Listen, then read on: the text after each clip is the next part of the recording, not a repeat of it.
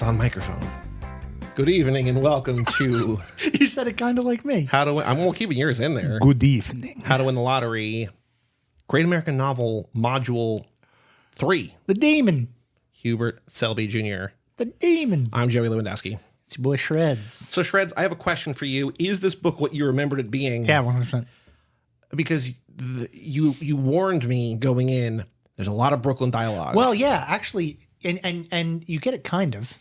Right? A little bit, but I was expecting like you. Right, you braced me for like you're not gonna be able to read it because I read Requiem for a Dream after this, and Requiem for a Dream leans a lot more heavily on that, and so I think I retroactively thought of this in that model. That makes sense.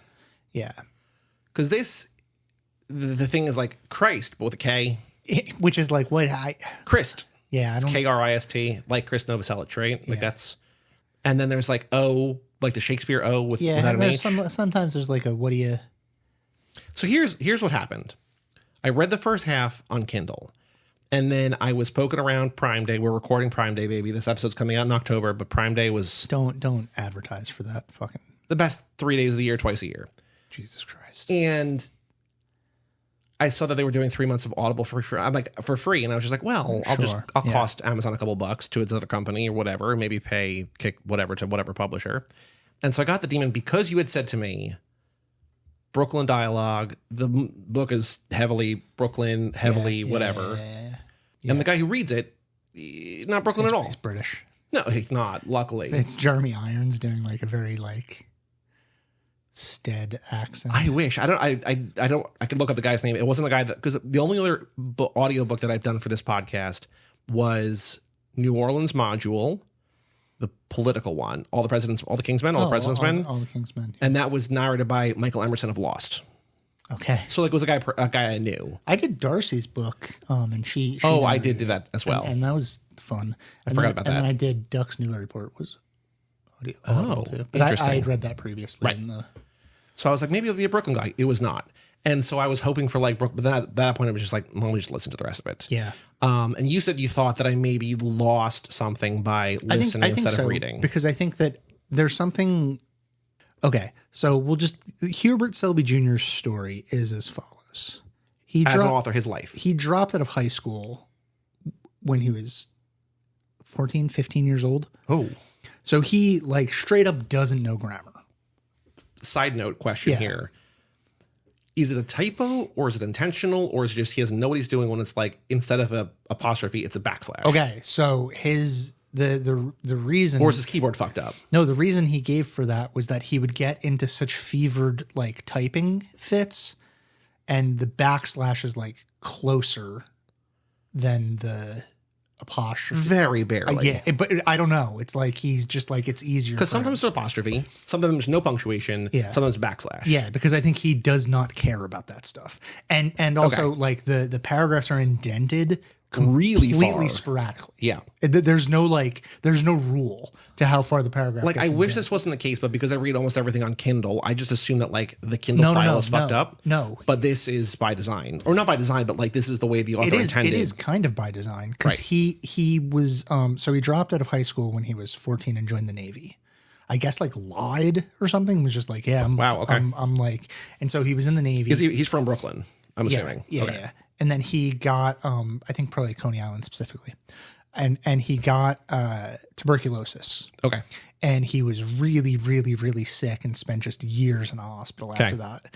And he needed money, and he knew a guy that was a writer, and he was like, what the fuck? I know the alphabet. Let's do this. And so that's just like, that's his story. Like he's a guy that has like zero education and is just like essentially telling tales from the old neighborhood. And because he, in a very similar way to people like John Fonte and like, I don't know who that is. He was a like Los Angeles writer in the 30s, I think 30s. And then like Charles Bukowski and people like that. Like he is approaching with such a raw, like doesn't have any actual interest in success or being a part of any sort of establishment. He's outsider art, what some would refer to as outsider art. That he ends up like creating something unique. And because he's doing so in such a honest way, partially because people with his specific background don't often actually get to make art at this level because they're just like, I mean, they do all the time, but it's just not seen by anybody. So was he successful? Because he's relatively successful. This book, I mean, obviously we have 30,000 listeners, so it's successful here. But like writing Requiem for a Dream does not necessarily make you successful. It might just be like a book that Aronofsky really loved and like just wanted to adapt or something. No, so he Last Exit to Brooklyn comes out in I think 1964. Okay. This book comes out in 1976. That feels right. Requiem comes out in like 1982 or something like that. So he's is there stuff in between, or is this it? I think there's one room in between. Okay. I think there's one in between. I think it's called The Room. Do you want me to look it up or no? No. Okay. And he is, I think like a little bit like toiling in obscurity. I don't think he's like terribly popular, but what happens to him, as what happened to Charles Bukowski and happened to like a number of other writers, is that like the last 20 years of his life. Yep.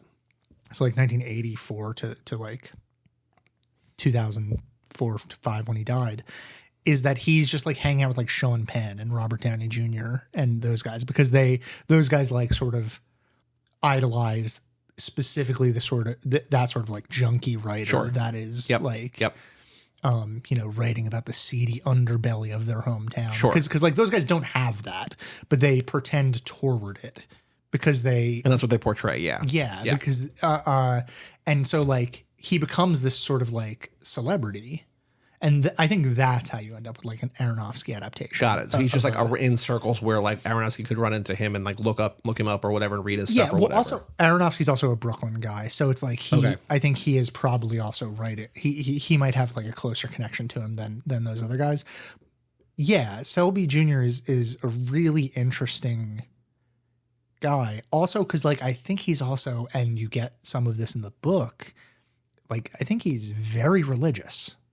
I think he's like a guy that is like writing through religion as like his like, even though he's doing incredibly depraved stuff in his personal life, and he's like a junkie, and he's like if not a party to, a witness to all sorts of violence, is still like a guy that like reads the Bible and shit and like takes his like moral lessons. And will have his like big moment happen on Easter Sunday.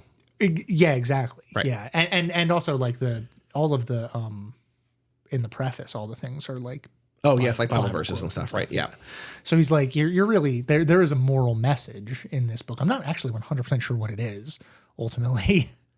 I don't know. I mean, so like what it's about is just like a guy who is an addict, like the story of an addict, basically, right? I will say, and I 100% understand if you do not agree with me on this. I think it's a strange book. I would understand if Meg didn't agree with me on this. One of my all-time favorite books, this book. I don't feel that strongly about it. You also said, I don't remember if it was on mic or not, or if we were just talking after we recorded, but you said when you read this in high school, you were like, I want to adapt this. Yeah, this is the first book that I ever read, and I was like, oh, this should be a movie. I don't know if I still feel that way, because it would be, in order to get it right, it would have to be like a 3.5 hour. Well, there's a very strange thing, because I was thinking about it in terms of the movie because of what you said, and like, it does a very weird thing where days literally fly by. Yeah. It's like lunch, years. Like, it takes place over like 10 years or something like that. But like sentence, like one sentence to another will be like lunchtime one day to lunchtime the next day. It's just like, because everything is so like apart, early in the book, whatever, is so driven by like his antics at lunch. It's like the next day at lunch and just like, well, it's flying through. So, it would be hard to capture that, but also maybe not that hard. Like you could do it, but there's a lot of ground to cover. Yeah, I think it would be like a 3.5 hour long movie, and you'd have to be content with it, with patches of it being like not that much happening. It would be like a James Gray style movie. Well, there's the thing. So there is a real sense, like this book did make me feel something, which I feel like I'm just like, this is not a good thing. Like I just feel like I've consumed so much media that like it's rare to like really feel something strong while reading or watching or listening or whatever. Sure. there was a real sense of dread in this that like when things are going well, it's like, this is not going to last. Yeah. And also, even though like when you get to the end of the book, it feels 100% like this is the only way that this could have ended. Yeah. Like, but when you're inside the escalation, because it's just a story about an escalation. Right. When you're inside the escalation, it's sort of like the Stephen Markley, the Deluge, in that like it's just like how bad can this get? What is the terminus of this escalation? And does it end with him killing his wife? Does it end with him? Does it end with killing at all? I was never worried for Linda. Like I never thought he would hurt her. Yeah. Because I also feel like so he goes from sleeping around to stealing bigger things to murder. Yeah. And also in the middle, he's sort of addicted to love in a little bit. Like I think that might be the theme song that we're not allowed to play, but addicted to love feels good. But he just goes from one thing to the next because he like needs to feel something. And after a certain point, whatever he's doing doesn't evoke that feeling. So he has to go to the next thing or whatever. And when he finally gets to murder, he talks about how like to get away with it. Yeah. It can't be somebody you know. Right. And so I think just based on, and not that we are supposed to or like need or can believe him or whatever, but I did not worry for her because I felt like that's his way of being like, well, I'm going to get caught. And it felt like he didn't want to get caught. He wanted to go out on his own terms. I think we actually can believe him because there's no point when he is not. I mean, it's third person, but like you're in his perspective almost entirely. There are a couple of there's weird things I want to talk about the perspective as well. Yeah, but like he never lies. And he's never lying to himself. He always knows but he's unstable. So it's like, can we really like put our faith in this man who like could do anything? Right. All right. So let's go. You want to go back to the beginning and just say like what? But I will say that when because the last chapter is by far the longest chapter in the book. Yeah. And a couple of pages in, he like murders, like, because it feels like he's building up to like a big murder or something. And like, I don't know, 2 or 3 pages in or whatever, I'm like, oh, if that's like where we're starting this, like, I don't know where this is going to go. Right. And then again, it's sort of, Yeah. You think it's going to end with like him setting off a bomb in a building or something? Well, because I think before the final chapter, he pushes the guy in front of the train. Yeah. But then he's like, I need like a visceral murder. And I thought I was going to build up to a second murder, but like, no, that happens quickly. Very quickly, yeah. And it's just like, oh, like that's like the thing that I thought we were going to build to you over this final, like however many pages, like it's an hour and a half long chapter in the audiobook. Like, yeah, where are we going to if that's not the end point? Like if this is not the end, but just like a slight step up. And before that, it's a very, very slow escalation. Yes. Right? Like so the book starts with him is just like Harry the lover. And he's just this guy that is good with women. And it starts like we see him like at a baseball game with his friends, and he picks up this married woman. He likes sleeping. This is a great way to endear a character to, I think, us specifically. Just like this guy can pick up chicks. He's really good at baseball. Yeah. He not only can play a great right field and like make like spectacular catches, but also scores scores the only run because he gets like the only hit off the guy or whatever, and then leaves the game in the middle to have an afternoon delight. And everyone's pissed at him. It's just like, hey, we won. I scored the only run, man. Yeah. Like, you don't get to be mad at me. But I also did think that like I think it is rare to have someone. Not that baseball is in no means an important part of this book, but like it seems like Selby like knows baseball. Like it's written about in a way that like it feels authentic. Yeah, in the way that like, let's be clear, there is a unique group of people that are insane about baseball in a way that nobody else is. And that is people born in fucking Brooklyn in a certain period of time. Like those people are all insane. Because DeLillo also writes about sports in a way.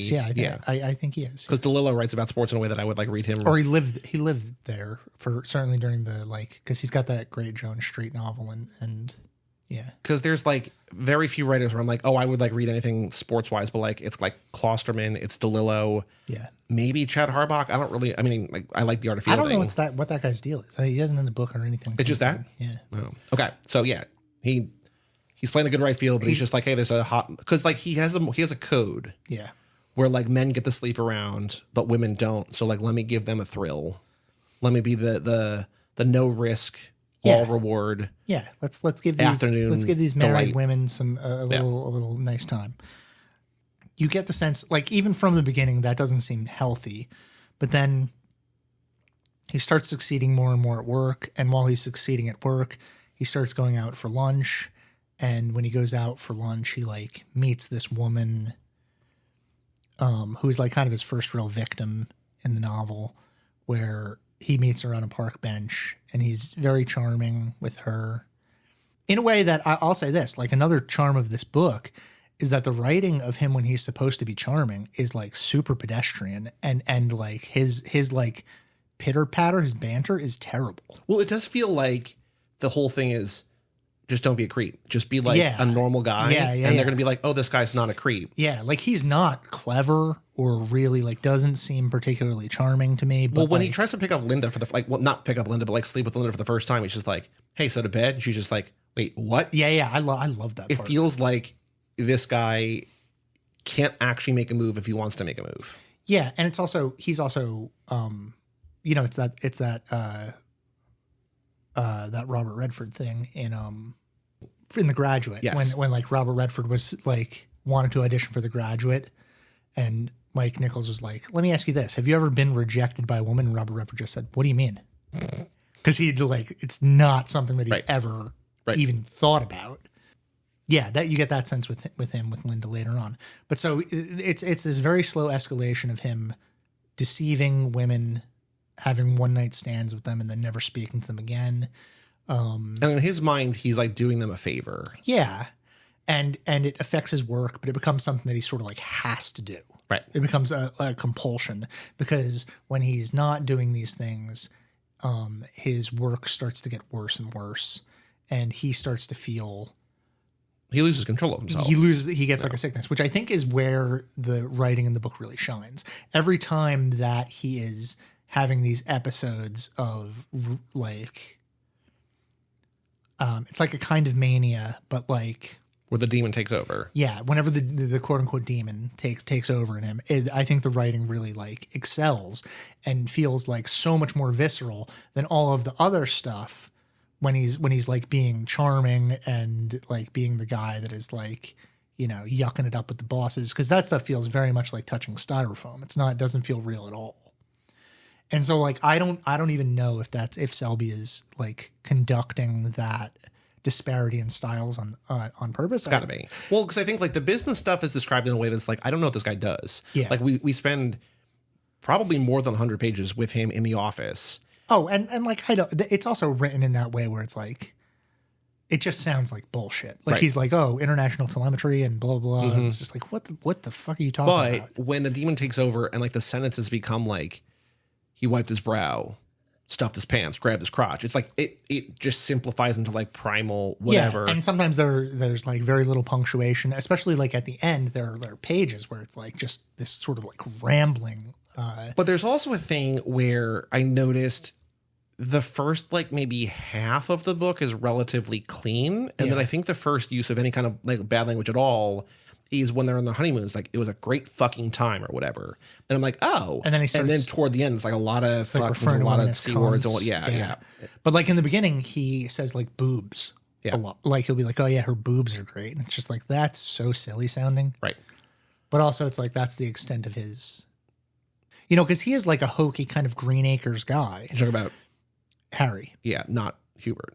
And like you get that when there's one part that's really sad. When he like comes home and his parents are just like, you missed your grandma's birthday. And he's just like devastated. But that was also like, what was weird, maybe not weird, but ironic possibly is that like, he's been fucking around the entire book, like doing things that his parents would not be proud of. And like, that was a weekend he spent with his future wife. Yeah. And so it's like, well, he kind of had an excuse, but also, you know, because we do see like the one scene where he loves his grandma. Like he's picking up a girl at a party and like, instead of like trying to like bring her home, he like goes and chills with his grandma. Just like, that's very sweet. Yeah. And he's so proud that his parents, he like loves his parents so much. And he like really does love Linda. And I don't know about the kids. He doesn't really talk about I think so. Like there is a thing like toward the end, and I feel like it's supposed to be a bigger moment. This is one thing where I'm just like, after what we've seen him do already, maybe I'm just downplaying it or whatever, but like he slaps his son. Mm-hmm. And it's just like, this is supposed to be like the demon is here or whatever. It's like, he just killed a guy. You know what I mean? Like, it feels. Yeah, but it's the first time that he's let that out in front of Linda. It's the first time, like, since he basically said, hey, like, let's go to bed. Like, it's been hundreds of pages, right? Or a long time since. Yes. Yeah. So he, after all that, after sleeping around with a bunch of women, he finds this girl, Linda, who is a secretary at his business. They have, like, what seems like a cool-ass mixer. They got a pool, buffet, and just everyone's there, and he's just, like, picking up the one single hot girl. I never had anything like that. Have you ever had a boss buy you a prostitute for closing the big deal? I never closed the big deal. Pubic relations. Yeah, it's stuff like that is so stupid, but it's like also like I know guys that would make that joke, right? Mm-hmm. So like, but so they get along, and she is not just going to sleep with him on a one night stand. She says the next person I'm going to sleep with is going to be my husband. It's going to be my husband at the time, not my future husband. Like I'm not having sex till I'm married. But that night, the first night that he meets her is the first night he actually does let some of the venom out in front of her because he's really pissed off that the other guy gets a promotion. Oh, when he's driving her home. Yeah. And I was thinking, that's also like a really, like, there's like a, I don't know if it's that or when he actually is hearing the acceptance speech, like there's like a sentence that's like a page and a half long. Yeah. Where he's just like so angry. I'm like, this is so fucking good. Yeah. Yeah. It's very visceral. And I kept thinking of when reading the book, for a lot of it, I was thinking of a young Jared Leto as Harry, but largely because of Requiem for a Dream. But during a lot of those scenes, I was thinking of, I guess, still a younger Glenn Howerton, because like of how Glenn Howerton in Always Sunny, like there are so many scenes where he's like clammy. And just like his eyes are so hollow. I can see Harry having like the Harry system, right? Or like the implication. Yeah. And he just like his veins pop out and he gets really tense and really like, and does good screaming and stuff. And there are a couple, like that's one scene in the book where he really like starts ranting and you go like, oh, this guy's crazy.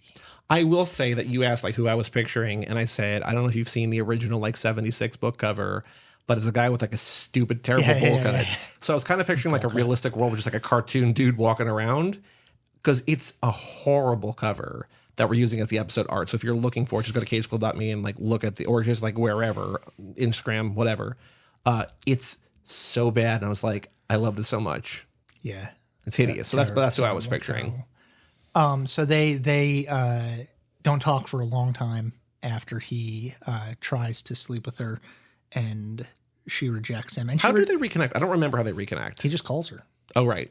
But when she rejects him, she gives him a speech that was like, you know, she's saying like, this isn't a women's liber thing. It's not any, this is just about me making a mature decision for myself as a woman. I'm not anti-sex. This might be the religion that you were talking about before, right? Like this is just like a good Christian woman. Like she, like Linda, he puts her on a pedestal and like, she will save herself for marriage. And so she, like very firmly rejects him. It's like, this is not, you don't just get to have sex with me. You have to like put a ring on the finger. Yeah. The person I'm going to have sex with is the person that I marry. And so, he's very embarrassed by that encounter, but like weeks and weeks later they get together and it's happily ever after, end of the book. Well, there's also, but there's also something like after she rebuffs him. Yeah. I think is the first time we're in her perspective. Right. Like we get a couple pages of her perspective, then we get his in the sort of the reverse. Yeah, because she goes back to her room and is thinking like, that was such a good. That he ruined it. We had such a good time all day at the beach, and I do wonder, like, because toward the end, I don't know that I love the book in her perspective. And like toward the end, it gets more, it's still mostly him, but there's more of her. And then it bails on her. We don't know how she ends. Like the last stuff that we have from her is like, she calls the police and they're searching. Well, you said like, you feel, exactly how it's going to end when in the book, it ends by he kills this cardinal who basically came back from the dead essentially. Yeah. And stabs him on Easter Mass and then escapes successfully, gets on a boat and then jumps off the boat and drowns in the water. Yeah. But I thought maybe like, because he gets caught on camera when he pushes the guy in front of the train and then he's killing people in Times Square and she calls the cops on him. Like it feels really like he could get caught and not learn his lesson or learn his lesson. Or like there's other ways it could end, but then it also feels like he kind of needs to die.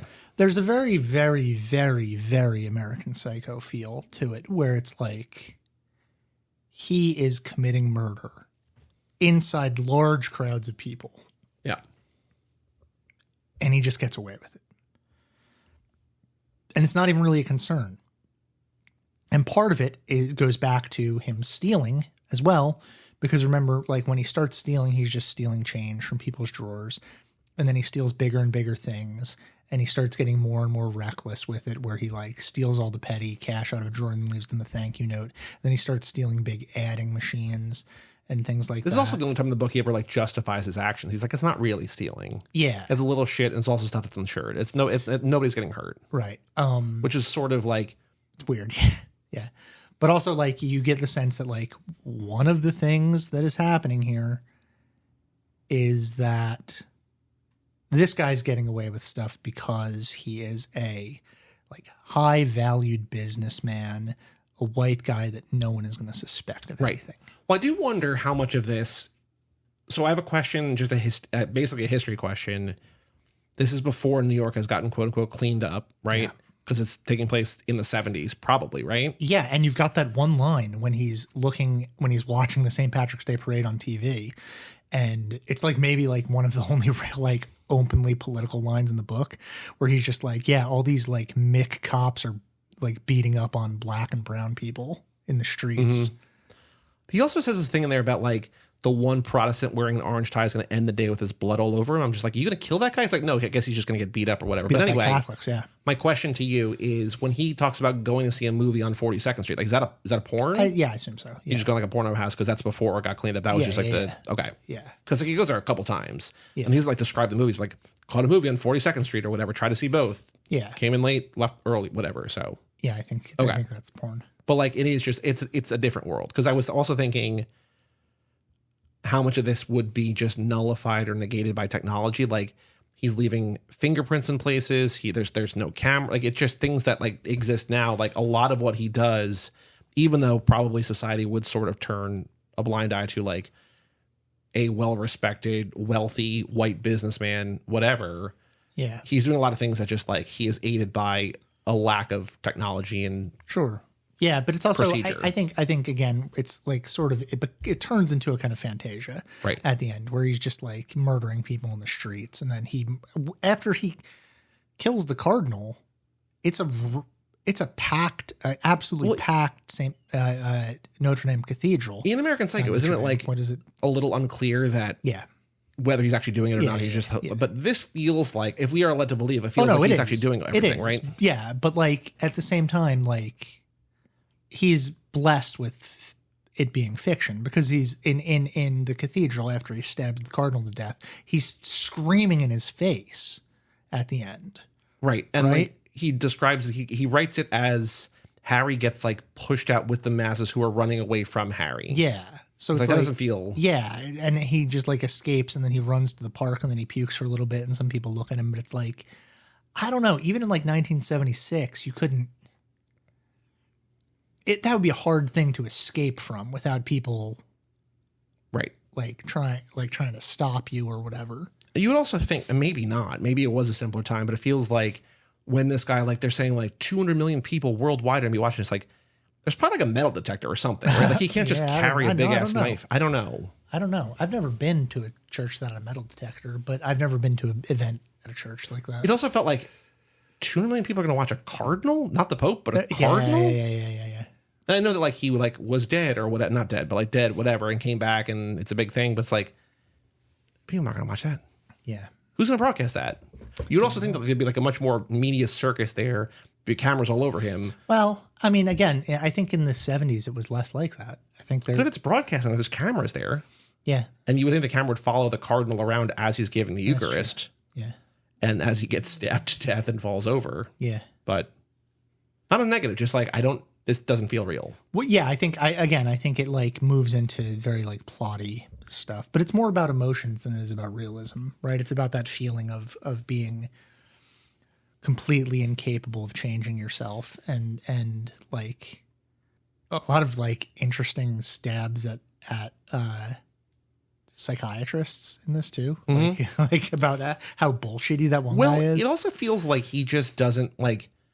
A lot of this book is him being like, "What is this feeling?" And it's just like you're in love, like that's what it is, or like it's his version of love or whatever. But like, there's a lot where it's just like, I feel like content and happy, and I don't know how to describe it. It's like, dude, like you found a good person, like that's just what it is. And so there's also, I guess, that element where you're looking at the world through the lens of, or through the eyes of someone who is not well or not normal or has altered brain chemistry or whatever. Yeah. But also, yes, psychiatry is bullshit in this book. He's obviously like very sick, but he's sick in a way that like, what is actually wrong with him?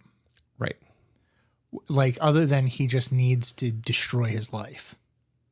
He's just an addict. He's just compelled to destroy his life. Because like, even when he talks through, again, if we are to believe him, and again, there's no reason why we should not.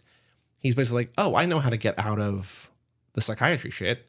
Yeah. I'll just go from twice a week to once a month to never. And like, I'll plug the psychiatrist on like a national interview. And say like, he cured me. He's the best. And then I'll be like, see you later, doc. And the doc's like, cool. Thanks for all your business. Yeah. Just like, that feels, I don't think a real psychiatrist would like let you just kind of quit cold turkey. Maybe. Yeah, you can fire him. You don't have to. But he's not firing him. He's just like, we're just gonna see each other less. Yeah. You cured me. And the guy's like, yeah, I did. I fired a therapist once because she wore a kimono to a therapy session. I was just like, no, I'm not doing this. I kind of love that. She's a white girl. There is also something like, I guess he does justify something earlier when he first cheats on Linda. He's like, it's just head. That's like actually a tipping point because he's happy until that moment. Mm-hmm. And then he realizes that he can do things like that because he feels the incredible guilt afterwards. But then he recovers from that guilt pretty quickly. He's like, I didn't ball her. I think he literally says, like, I didn't ball. Like the girl wanted to have a little bit of fun. It's just head. And that's the thing that breaks him, like breaks his not celibacy, but his fate is his fidelity. And so he ends up like from that point escalating until like when you get to past the sex stuff and before he turns to stealing, he's like sleeping with the most disgusting women in New York in like these like piss infested cockroach laden like. But then like when Linda gets pregnant, like Harry Jr. kind of like gives him something to live for. That's like he like gives it up basically, right? Yeah. Again, sort of like falling in love or having it becoming a father. And then he's fine for a year, and then it starts like scratching at him again. And like, I guess so. That's the plot of the book. I think we've said the entire plot. Yeah. Right. So like, what's interesting to me is how slow this is, because it's a very slow moving book. Because it just like creeps from one thing to the next. Yeah. I'm never really surprised at the next thing that happens. No, it feels inevitable. But it also, that feeling of inevitability is drawn in such a way that it's not boring. It's not like if you had predicted the M. Night Shyamalan twist and then knew what was inevitably going to happen. The feeling is just like mounting dread of how bad before. Like it feels. Yeah. I was very nervous because like even when like everything's going well and he's doing well at work and he found this new girl and they're getting married and they have this new place together and blah blah blah. And like, there's like a long part of this where like, there's no conflict. Everything is going well. And I'm like, oh, like that's not how this is going to keep going. Right. But I also think that this book does a really good job, maybe better than most other things I've ever read or seen. I think it's maybe easier to do this in literature, not as a knock, but just like it's really effective here, is showing what it's like to be an addict.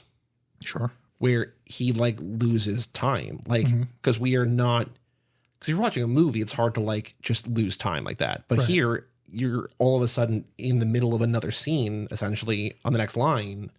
Yeah. Like, where are we? And he doesn't know where he is. I think literature is also way better at that than films and things of that nature because it's a much more perspectiveful problem, right? Like if you're in Harry's head and you can adjust the grammar and adjust the descriptive language around feelings, I think that is to this point, at least in my opinion, from what I've seen, more effective than the visual grammar of film at doing that, in which you have to rely on makeup and like, again, I guess like the comparison would be Requiem for a Dream, which tries to utilize all those things, utilizes music and quick cutting and like Jared Leto, and you can watch Jennifer Connelly in that movie go from being very healthy to being very sick. Right.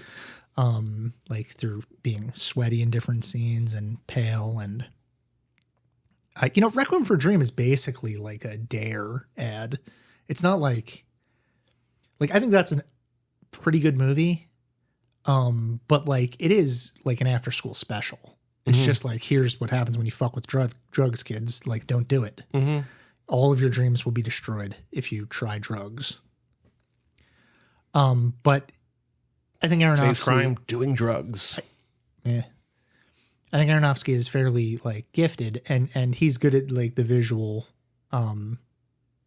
visually conveying what addiction is like.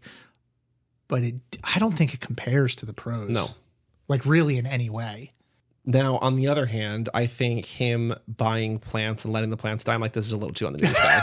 Yeah, I agree. I walked back to the house and everything was brown. I'm just like, I think the one scene where he is sitting at the dinner table and then he just gets up and cuts the plant down with a knife, and the kid's just, his son Harry Jr. is just like, what is that? Yeah, like I thought that scene was really effective because it's any of the scenes where it's like, oh, daddy's losing it. It like that can be really effective. It would have been interesting, and I maybe he tried and didn't. But like if we got a scene from Harry Jr.'s perspective, because like from like Linda knows something is going on. She doesn't know what. She's talking to her mom. Her mom's like, something's going on. You got to fix this, or you got to find it. You got to ask. Yeah, because you're gonna go crazy if you don't ask.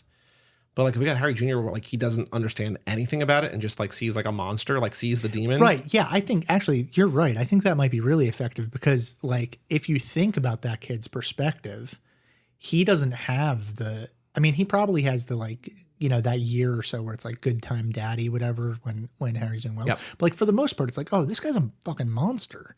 He just like brings tension and grief into the house with him every time he walks in the door. And like, when he comes in, mom becomes on edge and she's always so there is a thing that I wrote down. In the final chapter, like Linda's reactions to like just him. Margaret and I are watching The Sopranos right now. She's never seen it. I've seen it once. I remember sort of broad strokes. But like early on when like Big Pussy comes back from like hurting his back or whatever and his wife wants a divorce, like she is going through the same thing that Carmela's going through where it's just like the door closes and they're like, oh fuck, like he's home. It's just like that. It's just like, it's just like, I'm trapped. It's just, there's a sense of like, I can't get out. Yeah. And that's what feels exactly that. We're just like, Linda's just like, oh no, like I can't help him. Yeah. I don't know. I think this is a really, really effective, good book. An interesting thing is that I don't know all of his protagonists are like this, but in Last Exit to Brooklyn, one of the main characters' name is Harry Black. And this is Harry White. Yeah, and then in Requiem for a Dream, it's Harry Goldfarb. So it's just like Harry color. Okay. I don't know what that's about. Maybe he only knows what. Maybe he really likes the name Harry. Yeah. Another crazy thing. This is not a big thing, but at one point when Linda calls her mom, and her mom's like, "You gotta get out. You gotta just not get out, like run away, but like go somewhere." Yeah. And they plan a trip to Jamaica for this weekend. Right. You can do that. I know, but it's so. I mean, I guess he has like money's no object. Well, just that's another thing that happens in the book where it's like I didn't know he was this rich. Like he just like buys a palatial estate in the middle of the woods. Well, yeah, and it's like, oh yeah, it's a friend owns it. It's called Harry White Woods or whatever. It's like how rich is this guy? Is he? And he's like a vice executive junior. Well, it seems like whatever business, because like at one point, Mr. Wentworth's like, that's going to earn us millions. Yeah. And then like the things he's saving in terms, again, vague business terms or whatever, but like fixing the proposal to save hundreds of thousands of dollars or whatever. Like, I guess it's conceivable he's making a couple $1 million a year, which in the 70s would be is real money. Pretty wild. But still, it's like, that's a lot of money. But also to be like, oh yeah, you want to go to Jamaica this weekend? Like, let's just figure it out and go. It's like, that's crazy. But also pre 9/11, who knows? Yeah, no, you can do it. I have a cousin that I think I've told you this before, but he commutes to Aruba. Yes. Bermuda?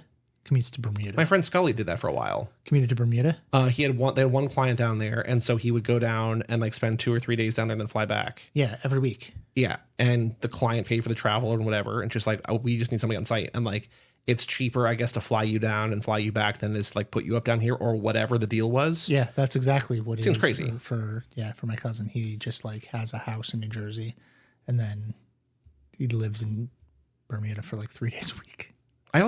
Early on in terms of commuting, I like his like, well, I could get a place in the city, but I could have a male roommate or a female roommate. And if I have a male roommate, I'm going to hate him because he's going to bring his girlfriend back and she's going to want to fuck me. Yeah. And that's going to ruin everything Classic, for everybody. We've all had this problem. And if I have a female roommate, then we're just going to fuck. Yeah. And so then there's the option of living alone. But then if I live alone, I'm going to want to bring a girl back and I can't have her know where I live. I'm just going to stay living with my parents and have like a hellish commute. Just like, that's a weird backwards logic. Like, sure, man. Yeah. Do you think it is more or less depressing toward the end in Harry's perspective or Linda's perspective? Because they're both kind of like hellish in different ways. I'd say Linda's perspective is depressing, but Harry's perspective is genuinely frightening. Yeah. Because it's just like it's really good at conveying the inner turmoil of mania. Like, again, like a dark mania. Yep. There's a line on page 230. So it's like, 85 or 90% of the book. He no longer had to steal. He no longer had to worry about following women through the streets or spending time in rat-infested rooms. It was not a conscious realization, but an inner knowledge, something that he somehow accepted axiomatically. But the inner man knew that when you took something away that a life is dependent upon, you must replace it with something of value. And that something of value was evolving like a fetus in the dark security of the womb. And Harry nurtured it slowly and caressed it, allowing it to seep slowly into his mind, not forcing it, but allowing himself to be tantalized with the little hints of where it was going. This life-changing something remained undefined for many, many weeks. And as he continued to surrender to this inner feeling, Harry became more and more withdrawn to this gate and gave the appearance of extreme serenity.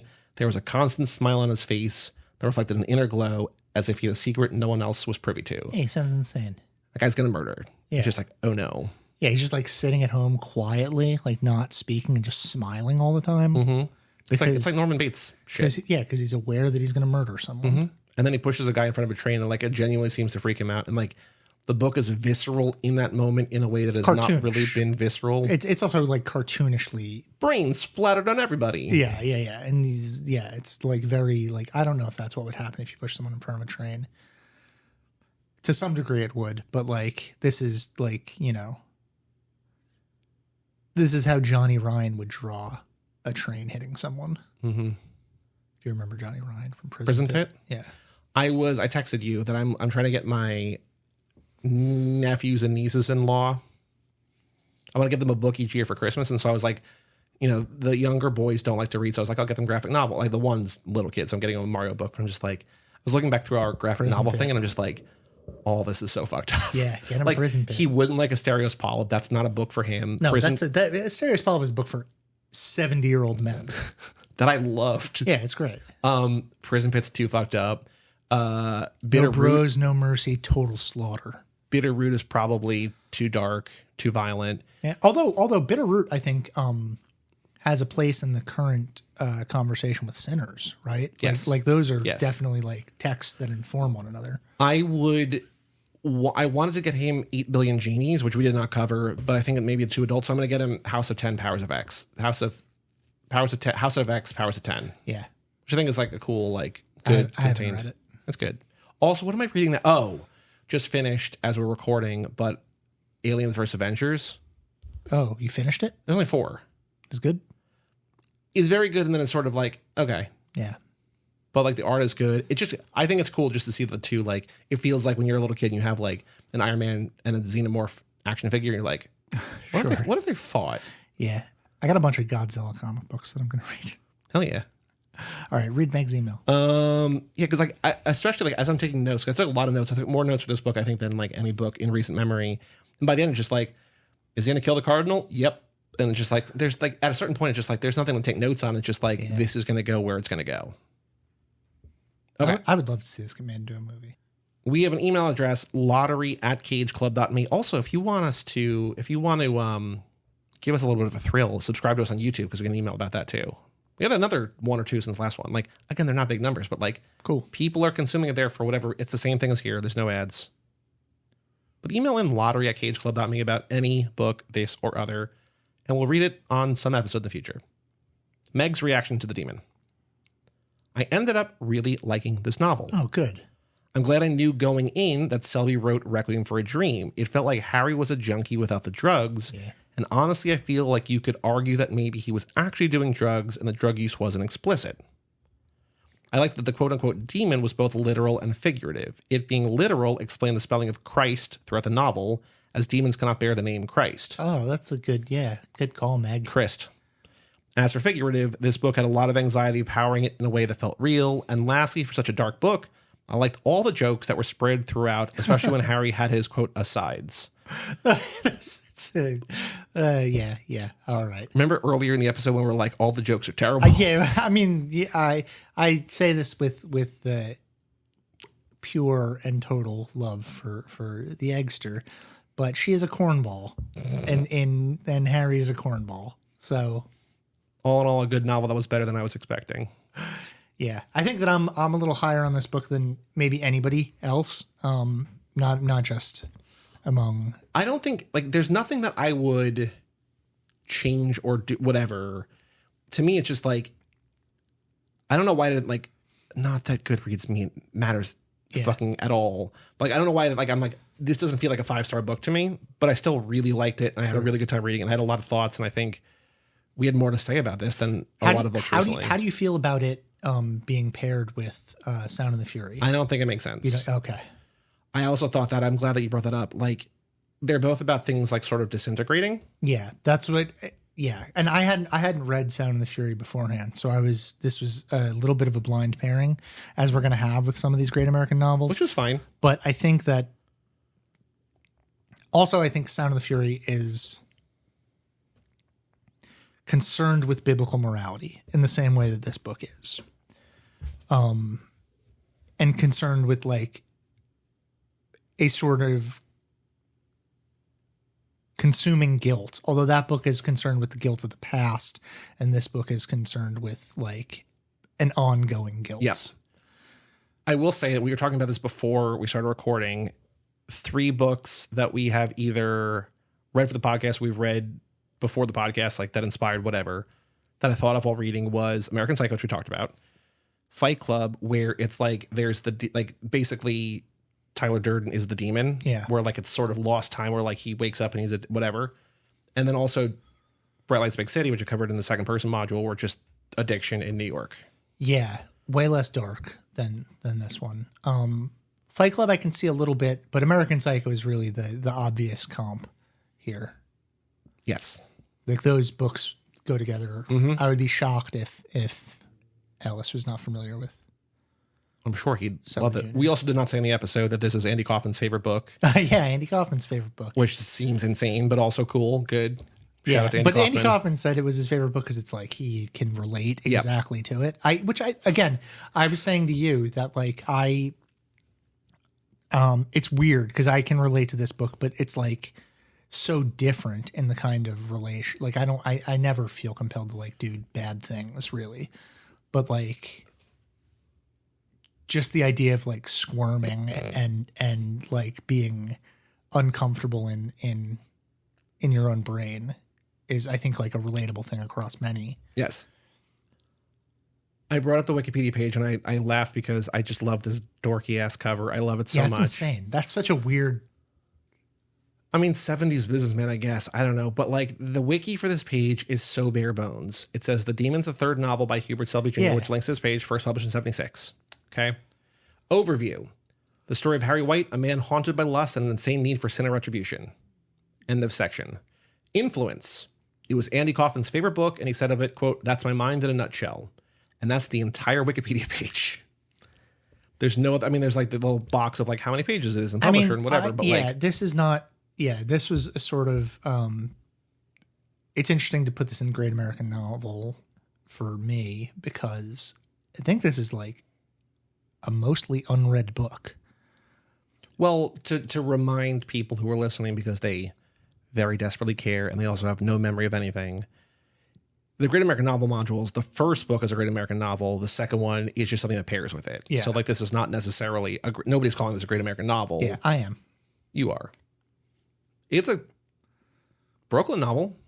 Yeah, well, I think it is a kind of Great American Novel in that it is about the pursuit of a certain kind of idyllic life and the things that undermine that idyllic life, which are compulsory, which I think that we'll find is an ongoing theme among Great American novels. Sure. Because that is America. The story of America. Yep, there's an idyllic surface, and then beneath that surface, there is a compulsory evil. Well, what I will also say in terms of what we were talking about a little bit before about wanting to buy books for my nieces and nephews, what I did is I exported my Goodreads library and I put it in a ChatGPT, and I was just like, these are the books that I've read, pick ones out. And it's like, for the 11-year-old, 17,776. I'm like, that's not a book. But that's also the story of America. Yeah. In a way that is just like fantastic, but also not a book, not a thing, but like also about consumerism, about literal America, like that cave where the guy's living. It's like, hey, don't come in here. Yeah, I could pair that with something in the Great American if we hadn't read it already. Yeah, I do think that like I love that fucking book. Again, we every time we say it every time when we do a new module, we're the most patriotic podcast, but we've got two different ongoing things that are both about just this America. It's every state. Yeah. And then Great American Novels. Did we try to get in contact with Boyce to interview him? I think I tweeted at him or maybe I emailed him or he's a busy man. He feels like both the most and the least accessible person that we could have talked to for this podcast. Yeah. Because he also, because of the job that he does, he probably gets people requesting for him to be on podcasts every fucking day. What's the thing where it's like to the people who know him, he is like untouchable. He's Elvis. And to 99.99% of the world, nobody knows who he is. He's just a dork on the internet, right? It's like the same thing with like, to me, like Brothy is like the funniest person alive or whatever. And it's just like, if you don't know that she's a Simpsons writer, it's like you don't know who she is. Or Gorley Lecture too. Hall. Gorley's like that too. Like people live and die by that guy. Yeah. But then but also like 6 years ago, he was teaching in college, right? Yeah. Like you could just take his class. Mm-hmm. Just like me. Acting. Keep reading. Today's crime is just doing drugs, like Joey said. Theme song.